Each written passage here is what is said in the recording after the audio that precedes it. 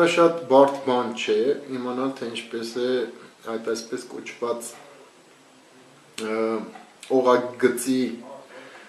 թաքնված կա վայրակույրի հետևում գտնվող այդ հատվածը ոնց է, որտեղ է եւ ոնց է աշխատում։ Վերջի հաշվով, որովհետեւ միջանկյալ կազմակերպություն, որ իբր գնում է, նա չի օգտագործում, նա վաճառում է նրան, ով դրանից այդ ապրանքից կաուչուկը վերցնենք, նրանից վերջնական ապրանք է կամ օգտագործում է իր ապրանք արտադրության մեջ։ Եվ եթե նա գնում է մի գումարով եւ ստանում է այդ միջանկյալ օֆշորայինից է գնում կատարում, եւ ոչ թե ուղիղ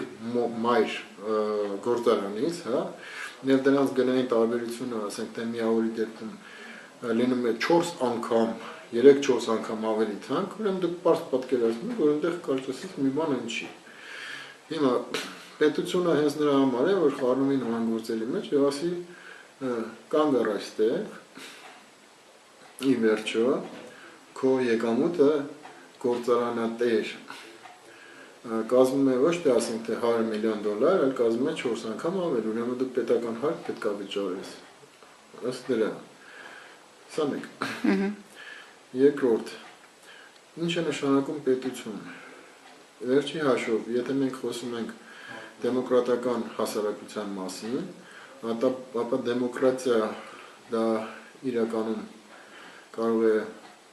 լինել այն դեպքում, երբ որ երկրի գերագույն ատյանում, օրենսդիր գերագույն ատյանում, որ ազգային ժողովն է կամ պարլամենտը, ներկայացված են այդ հասարակության բոլոր հասարակական խավերի ներկայացուցիչները, որոնք ներկայացնում են իրենց շահերը, ապա այդ դեպքում մենք կունենանք այսպես կոչված դեմոկրատիա հաշվի առնելով բոլոր անկյունները։ Մեկ պալատում առանց ընտրությունների մեծամասնականով ներկայացված են լինում բոլոր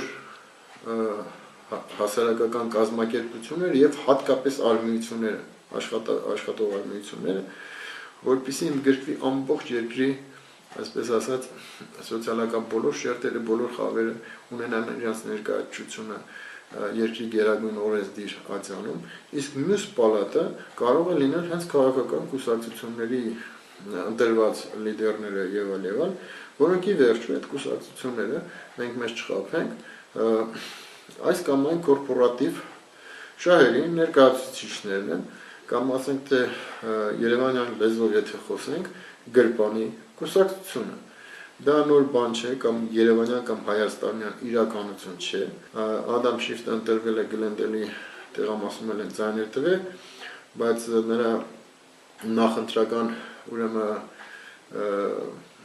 փուլի ընթացքում օգտագործված գումարը վճարել է կորպորատիվ շահ ներկայացնող, նա գնա այնտեղում շահ պիտի ներկայացնի իրեն ձայն տվող, թե ով որ այդ գումարը վճարել է պարզ չէ, ով որ վճարում է նայել երաժշտությունը ուրեմն պարտադրում է։ Դա շատ սովորական բան է, այսինքն այստեղ մենք երկպալատանի տարբերակում, որտեղ մենք ունենանք մեկ պալատում արմիությունների հասարակության բոլոր շերտերի, սոցիալական շերտերի եւ խավերի ներկայացություն մեկ պալատում եւ հակառակ պալատում անպայման ունենք նախաձեռնող ուրեմն կորպորատիվ կամ օլիգարխիկ շահերի ներկայացուցիչներ, որը նորմալ բան է։ Այստեղ մենք ունենանք ճոճանակի մոդելը, այսինքն երկու շահերի հակադրությունը գերագույն օրենսդիր ատյանում։ Եվ ինչպես Ֆիխտեի սիստեմը կա, կամ Ջան Նաշը հզոր հետաքրքիր մաթեմատիկոս է, Նոբելյան մրցանակ, դուք տեսած կլինեք Beautiful Mind, այդ ֆիլմի բանը Ջան Նաշը։ Ուրեմն դրա բանաձևի կամ Ֆիխտեի աշխատի երկու պալատների մեջ ոչ թե սրա կամ նրա տեսակետը, այլ մեկը թեզ է ներկայացնում, մեկը հակառակ թեզն է ներկայացնում եւ այդպես շարունակ, բայց քանի որ տարբերակ չունեն, նույն տեղն են ու իրար դեմ են այդ երկու շահերը,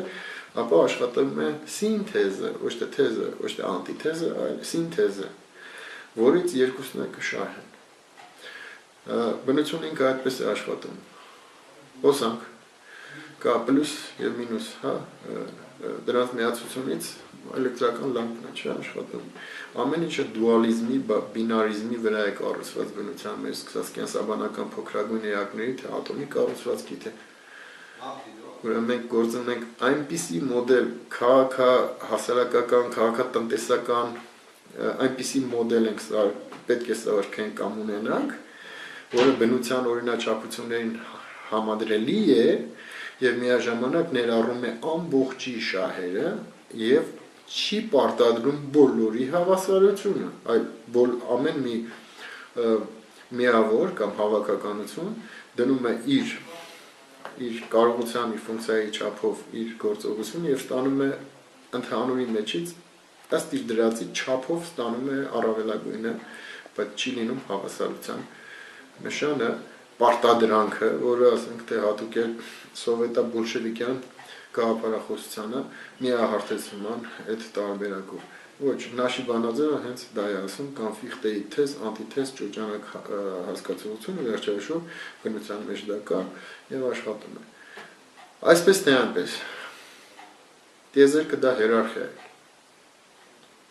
փոքրից մինչև մեծ եւ այլ եւ այլ։ Որովհետեւ եւ դա մեր մեջ է, եւ դա մենք դրա մեջ ենք, եւ դա մեր մտածողությունն է։ Ուրեմն դեմոկրատիա կամ հասարակական որոշ հասարակական կամ կառավարման մոդել ասելով մենք պետք է հասկանանք ոչ թե ինչ որ միահարթեցում կամ ինչ որ մի abstract բան, այլ մենք պետք է հասկանանք ամեն տեսակը, ամեն մի բջիջը իր լիարժեք ֆունկցիան կատարելով ստանում եւ տալիս է եւ մյուսի հետ համահունչ է եւ համանվագը աշխատում է հարմոնիկ սիստեմով։